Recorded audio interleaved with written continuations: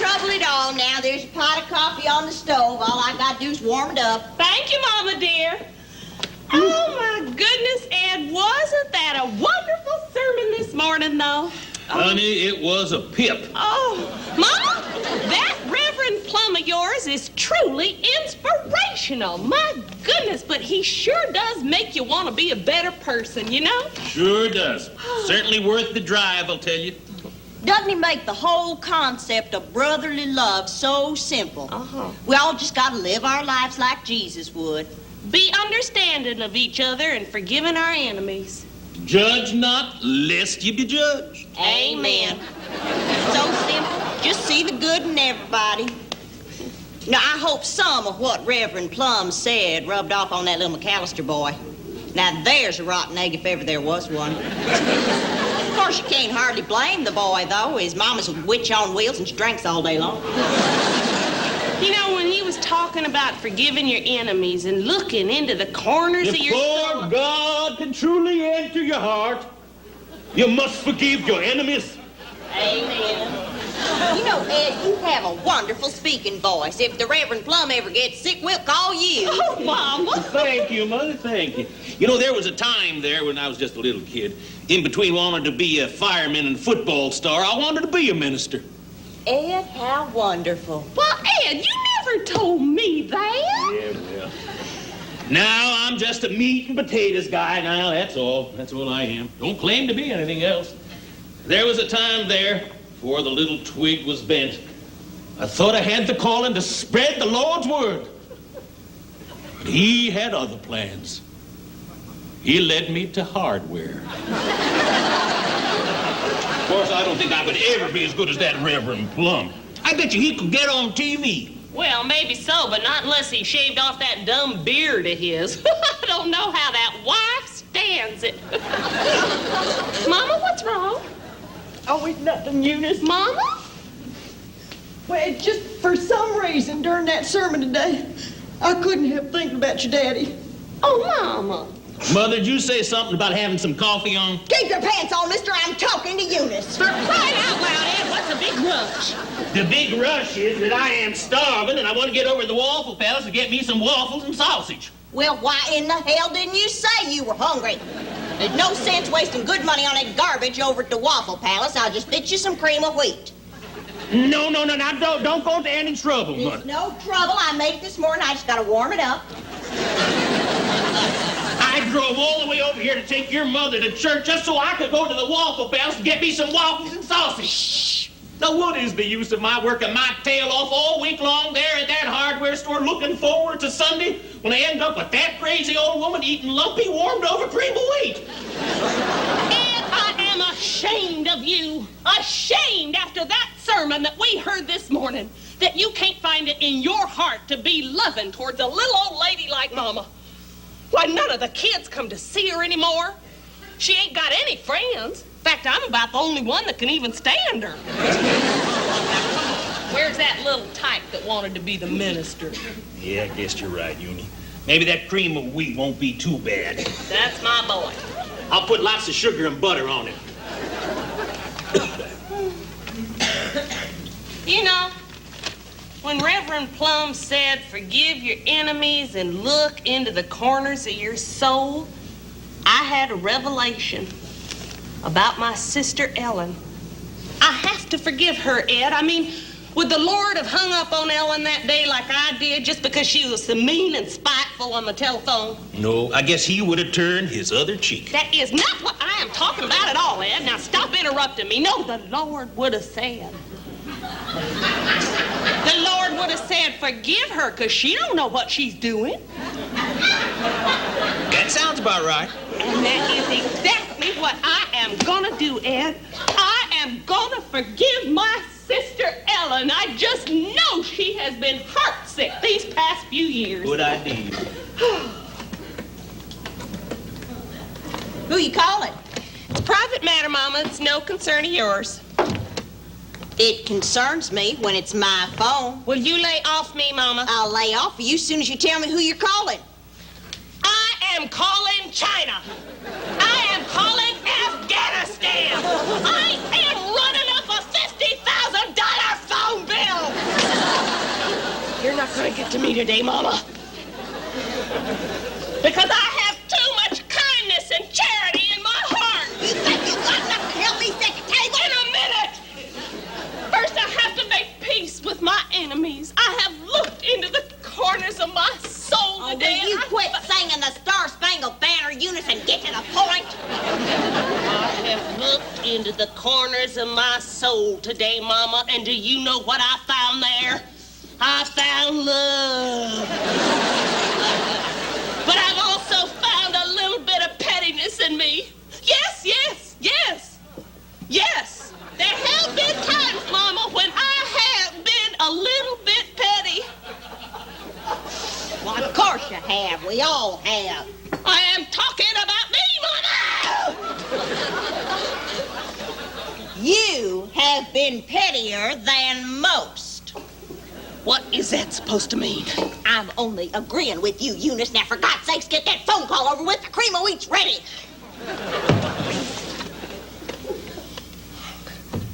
Hello, who's this? Oh, little Mary Beth, darling. Hi, sweetie. This is your Aunt Eunice. Eunice. You do, too, have an Aunt Eunice. Is your mama home, dear? Well, why don't you just go find out? Those damn brats of Ellen's. She's raising them to be snobs just like herself. Ellen? Oh, dear Ellen, this is your baby sister, Eunice. Oh, Ellen, I want you to know that I have nothing but love in my heart for you. Ellen, I looked into the corners of my soul today and I found you there. No, I am not drunk. Ellen, I want you to know something. Ellen, I have forgiven you for everything. Well, all those testy remarks you always make and those hateful, spiteful little ways of yours.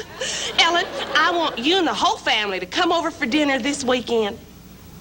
Well, then the weekend after that. Oh, I see. So you're still the same old snot. Well, go to Chicago, go to New York, go to the moon, and don't you ever come back for all I care. Let's eat.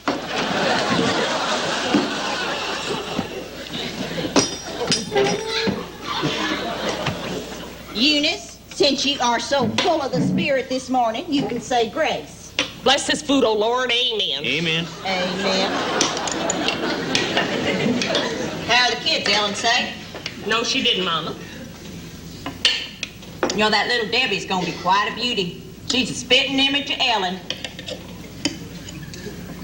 That butter costs money, you know.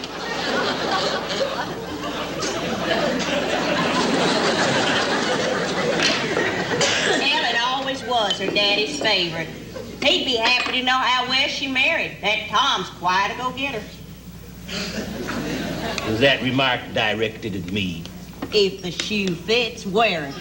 Now you lay off me, you hear? I don't want my tail off all week to be jumped on by you on Sunday. And you watch that mouth, mister. You can't talk to me like you do your wife. Well, you started it, Mama. Well, that's it. Eat my cream of wheat and make me the heavy.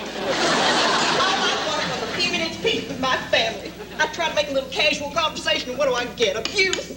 Now, when you look what you've done. Mama, we are sorry. Sorry, Mother. I don't mind. Lord knows I'm used to it from you, too. I forgive you. I just wish I had a chance to forgive your daddy. All that talk about forgiving today really got me to thinking about him. You know, I never did tell you this, Eunice, but on the day your daddy died 9 years ago, we had a terrible fight. I don't think in my heart I've ever really forgiven him. I've had heart of stone.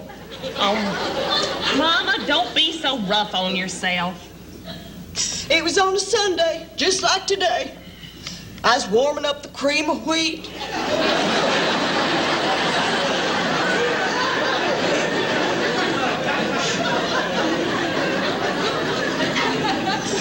He's sitting there in his chair watching the television.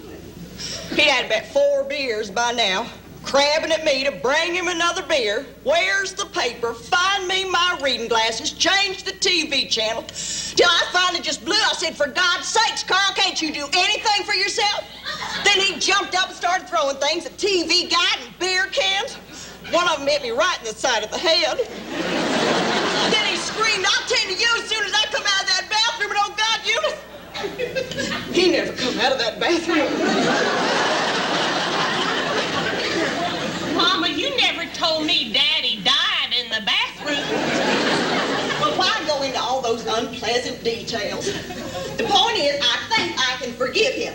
Now, let's go over to the cemetery right now so I can tell him. Are you crazy? That cemetery's 30 miles from here. Mama, we are not gonna drive out to that creepy cemetery and watch you make a jackass out of yourself over Daddy's grave.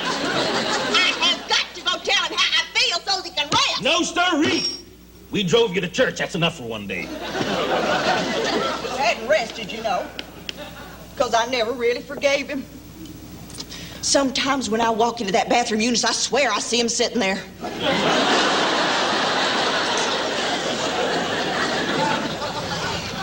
in that case, Mama, you don't have to go all the way to the cemetery to forgive him. Just go into the bathroom. I am going to the cemetery if I have to take the bus and transfer 3 times. I don't even want you to go. I wouldn't want him to see what an ungrateful mess you turned out to be anyway. Ungrateful? What did Daddy ever do for me anyway, huh? He was always too busy bending over backwards for Ellen. Pretty talented Ellen. Don't you walk out on me like that, Mom. Ellen does a tour jeté, and what does Daddy do? He buys her a triple-deck ice cream cone. I just rode 525 times without stopping. I beat the whole block record by 17 jumps. I become the jump rope champion of the entire block. And what does Daddy say to me about that, huh? He said, don't come near me, Eunice. You're perspiring. You know what he always called Ellen? His apple dumpling. You know what he called me? His prune tart. We're causing the scene, Eunice. The neighbor's gonna call the police. I don't care. Let him call the police. You hear that, Daddy? Your prune tart's causing a scene.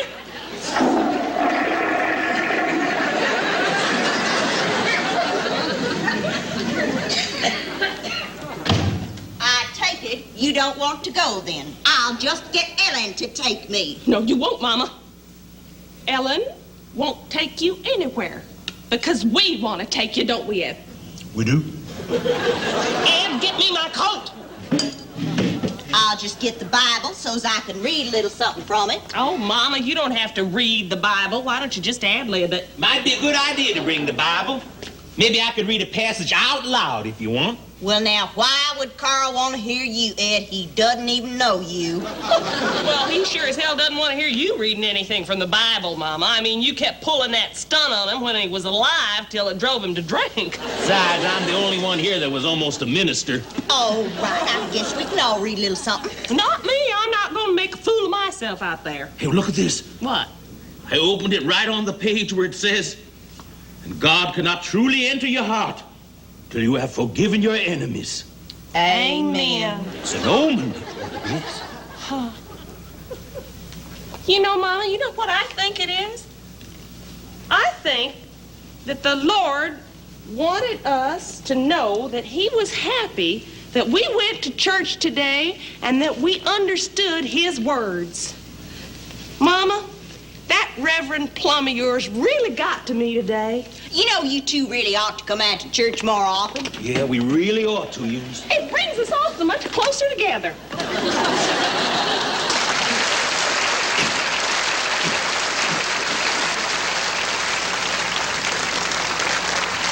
For God's sake, said shut the door. What the hell's the matter with you?